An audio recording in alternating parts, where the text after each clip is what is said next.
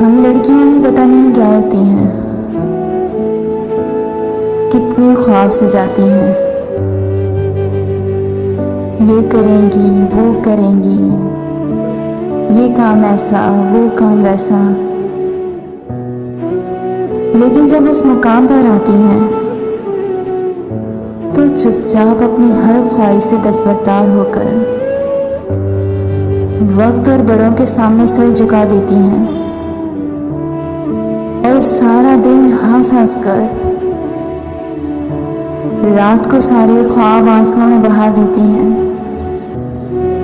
اور پاس سوئے انسان کو خبر بھی نہیں ہوتی۔